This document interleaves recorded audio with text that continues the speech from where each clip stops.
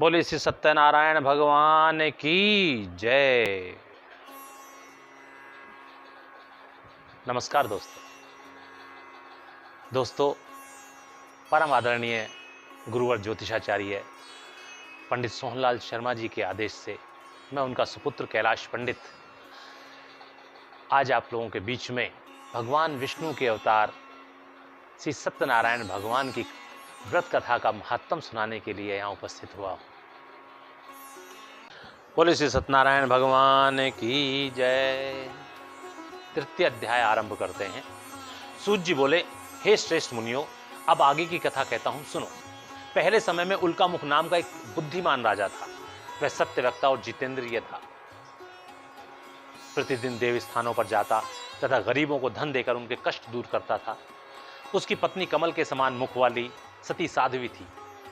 भद्रशिला नदी के तट पर एक नया मंदिर बनवाकर दोनों अपने पुत्र के साथ श्री सत्यनारायण भगवान का व्रत व पूजन कर रहे थे।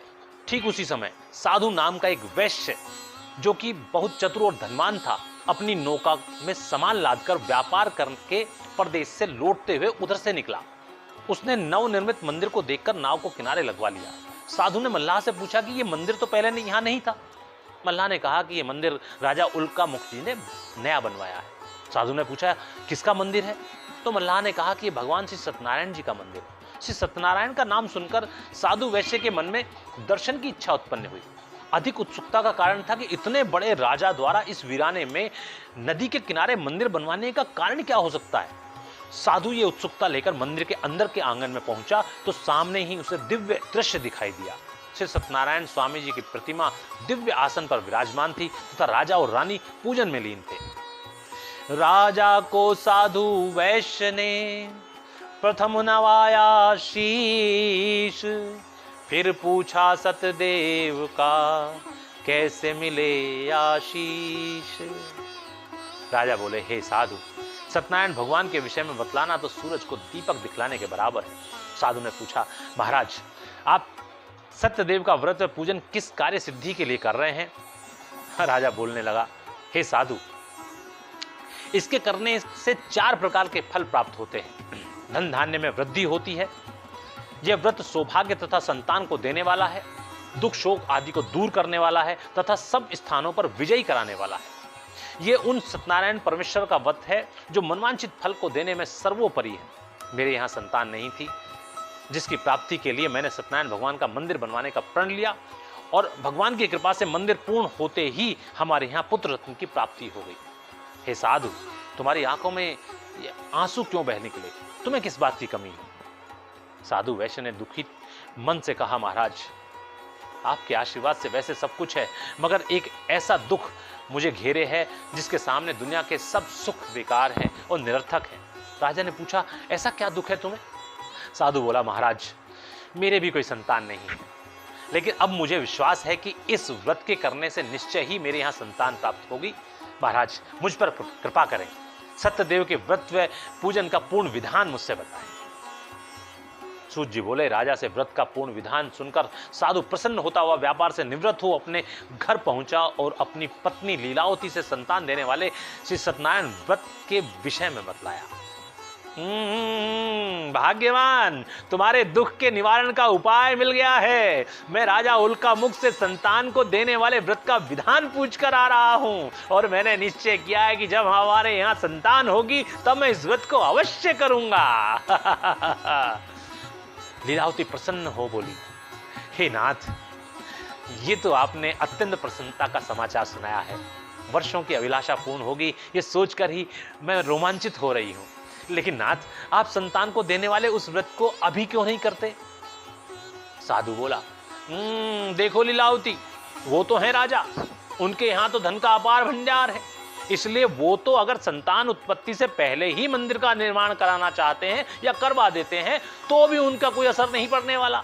लेकिन हम ठहरे व्यापारी, हाँ, मान लो हम पूजा अनुष्ठान तो अपनी मर्यादा रखने के लिए धूमधाम से कर देते हैं और संतान नहीं होती है, अरे हम तो कहीं के भी नहीं रहेंगे।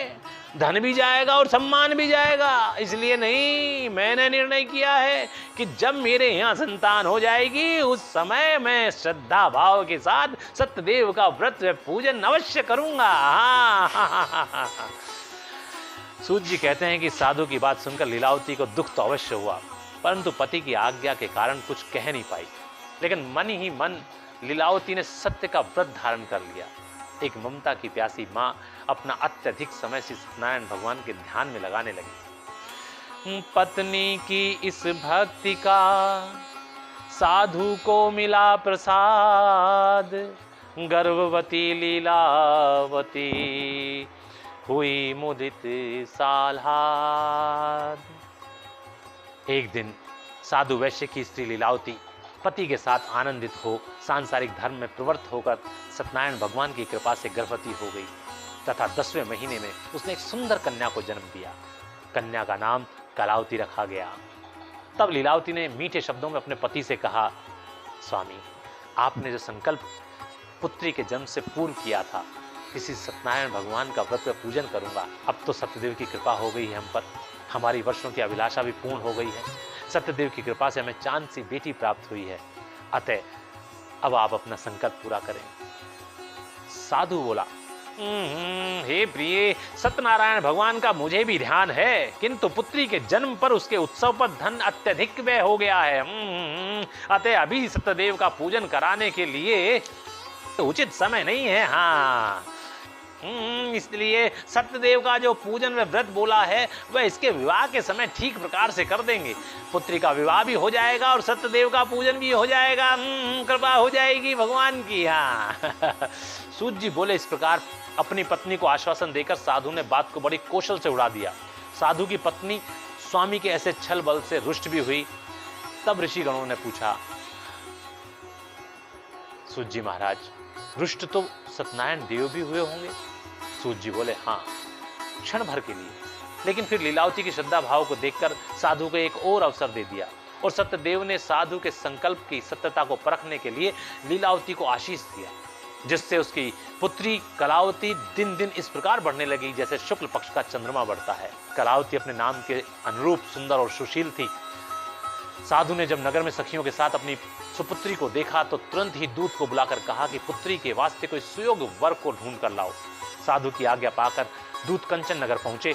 वहां बड़ी खोज और देखभाल करके कलावती के लिए एक सुयोग्य वणिक पुत्र को ले आए। उस सुयोग्य वणिक पुत्र को देखकर साधु और उसकी पत्नी बड़े प्रसन्न हुए। साधु ने अपने बंधु बांधों सहित प्रसन्नचित्त हो अपनी पुत्री का विवाह उसके साथ कर दिया।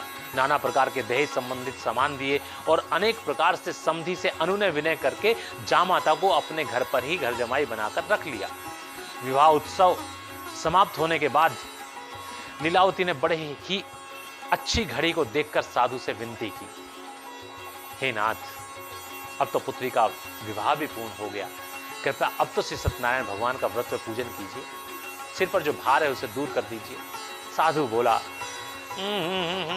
तुम तो निरी पागल हो, तुम्हें इतनी भी समझ नहीं है कि किस कार्य को किस समय करना उचित होता है। जब से कन्या पैदा हुई है तब से लगातार खर्च बढ़ता ही जा रहा है और विवाह पर तो तुम जानती हो कि कितना खर्च हुआ है। इस बीच विवाह के कारण व्यापार पर भी जाना नहीं हुआ है। अब जाकर थोड़ा समय मिला है, अपने जामाता को लेकर व्यापार पर जाऊंगा, कुछ कमा कर लाऊंगा, फिर धूमधाम से सत्यनारायण भगवान का व्रत व पूजा करूंगा। हाँ, भगवान की दुआ हो जाएगी, कृपा हो जाएगी भगवान की।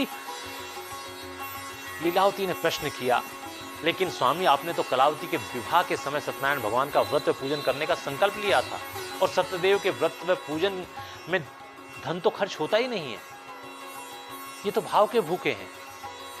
साधु वैश्य झुंझलाकर बोले, ओफो भाग्यवान, तो मैं मना कहां कर रहा हूं, मैं कह तो रहा हूं कि व्यापार से आकर कर दूंगा, हैं? कुछ ही दिनों की तो बात है, फिर इतने दिनों में ना तो मैं कहीं भाग कर जा रहा हूं और ना ही तेरे भगवान सत्यनारायण बूढ़े हो रहे हैं। अच्छा, आप जाओ, हमारे लिए जाने की तैयारी करो। सूत जी कहते हैं कि इस तरह साधु ने अपने वचनों से पत्नी को फिर मना लिया। सत्यनारायण भगवान के द्वारा दिया गया अंतिम अवसर भी गवा दिया। लीलावती भी पुत्री के विवाह तथा बंधु बांधवों की बधाई में ऐसी खोई कि सत्यदेव को भूल गई। सत्यदेव ने रुष्ट हो दिया साधु को श्राप, ऐसे छल का फल तुझे मिले घोर संताप।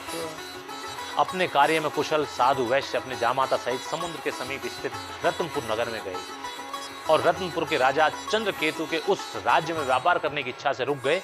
रात्रि के कारण वे एक स्थान पर विश्राम करने के लिए ठहर गए।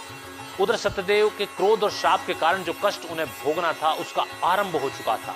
भगवान सत्यनारायण की माया से प्रेरित दो चोर राजा का धन चुराकर भागे जा रहे थे और राजा के दूतों को पीछे से आता हुआ देखकर उन दोनों ने राजा के धन को वहीं चुपचाप रख दिया जहां वो दोनों ससुर जमाई ठहरे हुए थे और तत्काल जाकर कहीं छुप गए। बस उसी समय वे दूत दौड़ते हुए वहां आ पहुंचे और राजा के धन को वहां रखा देखकर उन दोनों को अपराधी जानकर बांधकर राजमहल में ले गए और प्रसन्नता से दौड़ते हुए राजा चंद्रकेतु के समीप जाकर बोले, महाराज महाराज, ये दो चोर जिन्होंने राजधन चुराया है हम पकड़ कर लाए हैं, अतः देख कर आज्ञा दें। राजा ने आश्चर्यचकित होते हुए पूछा, सिपाहियों, लेकिन ये शक्ल में वेशभूषा से तो चोर दिखाई नहीं देते हैं। साधु वैश्य ने तुरंत निवेदन किया, हाँ महाराज, हम चोर नहीं हैं, हम तो व्यापारी हैं और आपके नगर में व्यापार करने आए हैं। हम अपराधी नहीं हैं, हमें छोड़ दीजिए महाराज, हमें छोड़ दीजिए। लेकिन सिपाही ने उसकी बात को काटते हुए कहा कि महाराज, आप इनके रूप पर न जाएं। हमने बहुत दूर तक इनका पीछा किया और अंत में हमने इसे पकड़ लिया तथा चोरी किया हुआ सामान भी इन्हें बांधते हुए देखा। यह सामान राजाधिराज के खजाने का है। महाराज, दोनों पक्के डाकू हैं, अपराधी हैं। सत्यदेव के कोप से बिगड़ गया सब खेल, जब्त हुआ सामान सब और हो गई जेल। सूत जी कहते हैं कि तब राजा की आज्ञा से उनको कठिन कारावास में डाल दिया गया और उनका जो धन था वो भी छीन लिया गया। सत्यनारायण भगवान के शाप द्वारा उनकी पत्नी व बेटी भी घर पर बहुत दुखी हुई और घर पर जो धन व बर्तन कपड़े रखे हुए थे सब कुछ चोर चुरा ले गए। शारीरिक व मानसिक पीड़ा तथा भूख प्यास से अति दुखित हो अन्न की व कपड़े की चिंता में घर घर भटकने लगी। बंधु बांधवों, रिश्तेदारों, अड़ोसी पड़ोसी सभी ने सत्यदेव की कृपा से उनसे मुंह फेर लिया। एक दिन कलावती को सुबह से शाम तक मांगने पर भी कुछ न मिला। तब वह भिक्षा की इच्छा से एक ब्राह्मण के यहाँ गई। ब्राह्मण के घर पर श्री सत्यनारायण भगवान का पूजन हो रहा था। पूजन में खड़े होने से उसे मन में शांति प्राप्त हुई। उसके बाद कीर्तन था। कलावती भक्तों की आनंद पूर्वक भक्ति देखकर खुद भी उसमें खो गई और वहीं बैठकर कीर्तन में रम गई। कीर्तन समाप्त होते होते भोर हो आई, जिसका उसे तनिक भी ध्यान नहीं था और न ही उसे भूख ने पीड़ित किया। कीर्तन के बाद कलावती ने प्रसाद खाया, चरणामत लिया तथा माता के लिए भी प्रसाद लेकर घर को आई।